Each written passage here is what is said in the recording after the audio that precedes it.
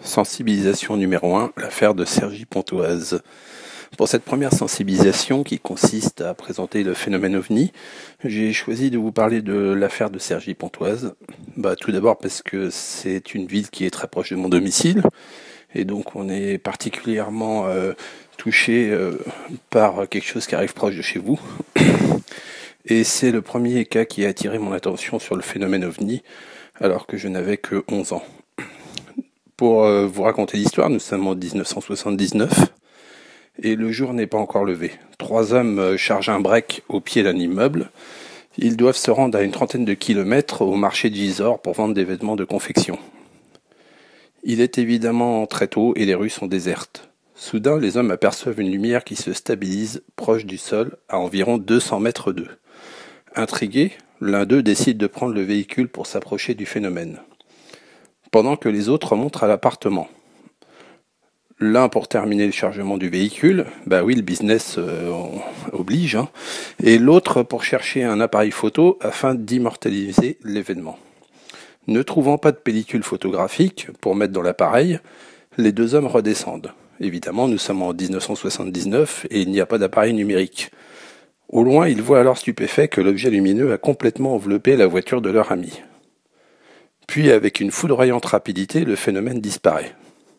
Les 2 hommes se précipitent vers la voiture et la retrouvent vide, porte ouverte, vitesse enclenchée, moteur calé. Affolés, ils se précipitent pour contacter la gendarmerie et déclarent l'enlèvement de leur ami, très certainement par un ovni. Rapidement, l'affaire fait les gros titres des journaux et se retrouve télévisée. Logiquement, on ne peut pas jeter la pierre aux gendarmes. Les 2 hommes sont soupçonnés d'avoir tué leur ami. Cette histoire d'enlèvement extraterrestre ne serait qu'un camouflage pour cacher le meurtre. Heureusement, quelques jours après, l'enlevé réapparaît. Il se réveille à l'endroit où il avait disparu. En fait, il croit s'être tout simplement endormi pendant une dizaine de minutes et pense qu'on en a profité pour lui voler son véhicule. Mais on lui annonce qu'il a disparu pendant une bonne semaine. La taille de sa barbe non rasée témoigne d'ailleurs de sa longue absence. Pour le disparu, l'affaire prend alors des proportions inopportunes. Du fait de la médiatisation, bien entendu, mais surtout parce qu'il est interrogé par un juge d'instruction, par des ufologues et évidemment par des tas de personnes qui veulent savoir ce qui s'est passé. Bref, sa vie devient un enfer, même s'il tire quelques profits par la vente de son histoire. Par la suite, l'enlevé déclare avoir retrouvé une partie de sa mémoire. Mais du fait du tapage provoqué par cette histoire, il ne souhaite plus communiquer. Cette attitude tend d'ailleurs à renforcer la crédibilité du récit.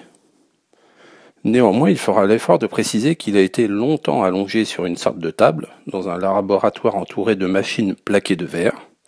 Des boules lumineuses flottaient près de lui, émettant des sons agréables dans le but de le rassurer. Puis ces sons devinrent progressivement des voix. « Ne crains rien, nous étudions les humains dans le but de comprendre leurs réactions. Tout ceci en vue d'un contact officiel avec votre espèce. » Voilà en quelques mots ce qu'a été l'affaire de Cergy Pontoise. Une énorme supercherie. La gendarmerie a fini par révéler des incohérences dans les récits et ne croit plus vraiment les 3 hommes.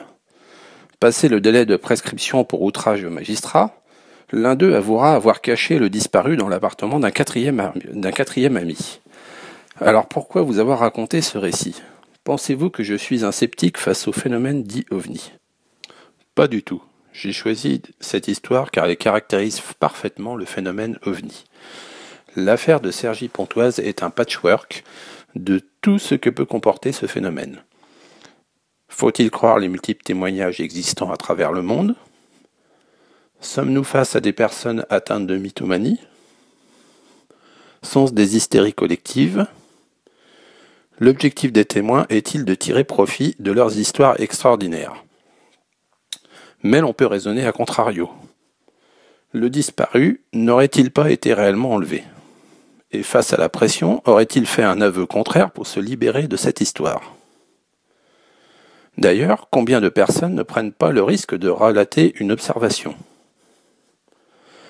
L'affaire de Cergy Pontoise n'aurait-elle pas pu être organisée par un gouvernement ? En effet, ceci permettrait de décrédibiliser l'intégralité des vrais phénomènes observés par cette histoire complètement rocambolesque. Ou mieux encore, ce gouvernement n'aurait-il pas organisé un test grandeur nature pour observer la réaction des gens, tout simplement en révélant une présence extraterrestre? Voilà ce qu'est le phénomène OVNI. Un sujet où l'on peut tout imaginer, tout inventer. Pourtant, il existe des faits vraiment curieux que je vous propose de partager dans les prochaines sensibilisations.